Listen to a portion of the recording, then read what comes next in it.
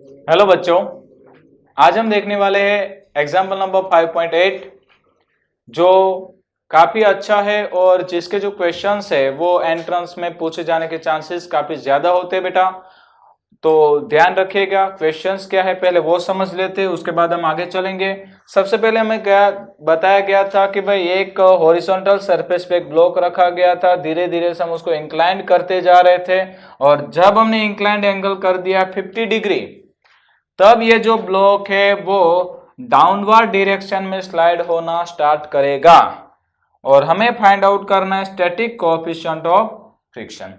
तो देखो भाई, जब हमने चैप्टर नंबर 5 की कॉन्सेप्चुअल थियरीज आपको बताई थी तो उसमें ये केस अच्छे से समझाया गया है, अच्छे से पढ़ाया गया है, एक्सप्लेन भी किया गया है। और जब कोई पार्टिकल, जो कोई बॉडी स्लाइड करना स्टार्ट करती है तो उसके कोएफिशिएंट ऑफ फ्रिक्शन का फॉर्मूला होता है mu is equal to tan theta.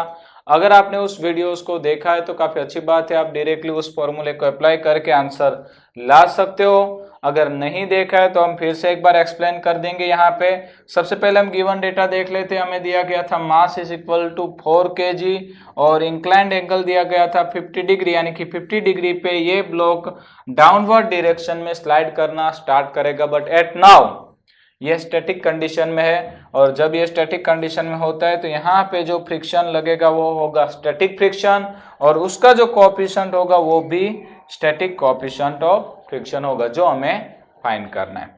तो चलिए भाई, सबसे पहले नोट करते हैं इसके ऊपर कौन कौन से फोर्स लगेंगे। तो भाई डेफिनेटली पहला फोर्स लगता है mg, जो ऑलवेज डाउनवर्ड डायरेक्शन में होता है।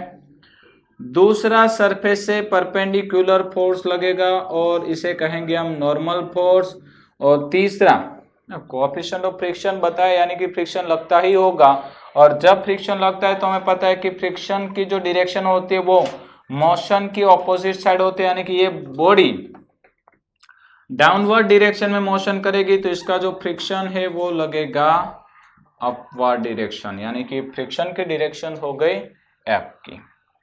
चलो अब क्या करेंगे भाई, तो हम mg के कंपोनेंट लेंगे और जैसे कि बेसिकली हमें पता है ये एंगल भी बन जाएगा थीटा। थोड़ी देर के लिए हम थीटा एज्यूम करते हैं, उसके बाद थीटा की जगह पे हम 15 रख देंगे। तो ये हो गया mg cos थीटा, इसका दूसरा कंपोनेंट हो गया इधर mg sin थीटा। ठीक है भाई, तो चलिए हमने सारे फोर्सेस इंडिकेट कर दिया। अब हम ये इस फोर्स को कंसिडर नहीं करेंगे क्योंकि इसके हमने दो कंपोनेंट ले लिए हैं। अब हो क्या रहा था, तो हमें बताया गया था कि ये बॉडी डाउनवर्ड डायरेक्शन में मोशन करना स्टार्ट कर देगी, बट अभी भी किया नहीं है। उसका मतलब कि ये बॉडी इक्विलिब्रियम कंडीशन में होगी और इक्विलिब्रियम कंडीशन की एक कंडीशन थी कि उसके ऊपर लगने वाले टोटल फोर्स जीरो होते हैं और ऐसा तभी हो सकता है जितना फोर्स अपवर्ड उतना डाउनवर्ड, जितना लेफ्ट साइड उतना राइट साइड। तो चलिए हम बारी बारी से कंसिडर करेंगे। पहले हम कंसिडरेशन लेते हैं एक्स एक्सिस का।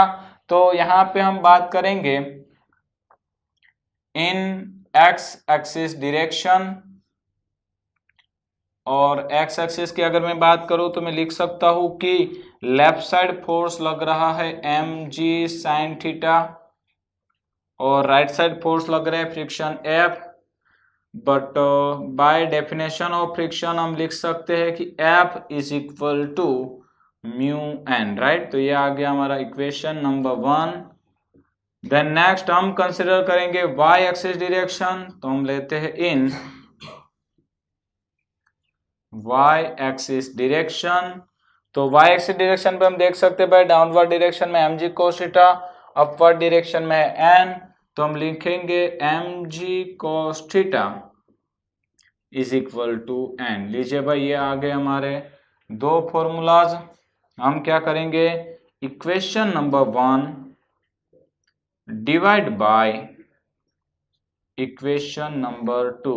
अब देखो भाई, नोट करना, हम बार बार ये डिविडेशंस क्यों लेते हैं, तो उसका रीजन है कि हमें कैलकुलेशंस बड़ी ना करनी पड़े और थीटा डायरेक्टली मिल जाए। ठीक है, क्योंकि हमें ये n नहीं दिया हुआ था।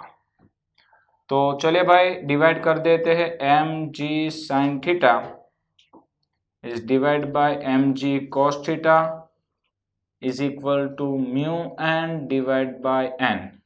चलिए mg कट n कट, और हमें पता है sine theta upon cos theta is equal to tan theta, तो ये आ गया mu is equal to tan theta. ठीक है, और बेसिकली हमें थीटा की वैल्यू तो दी गई थी, थीटा की वैल्यू थी 15। तो चलिए भाई आप नेचुरल टेंजेंट में जाके फटाफट से 10 15 की वैल्यूज लेके आइए, और 10 15 की वैल्यूज होती है 0.27। और याद रखना भाई कोएफिशिएंट ऑफ फ्रिक्शन का कोई यूनिट नहीं होता है, तो हमें यहाँ पे कोई यूनिट मेंशन करने की रिक्वायरमेंट होगी ही नहीं, राइट। तो भाई आज का ये सेशन काफी ज्यादा इंपॉर्टेंट था, अच्छे से इसको नोट कर लीजिए। नोट करने के बाद एक बार अगर आपको इसे अच्छे से प्रिपेयर करना है तो बिना देखे ट्राई जरूर करिएगा, ये काफी इजी रहते हैं। चलिए नेक्स्ट लेक्चर्स में हम देखेंगे example number 5.9। Thank you guys.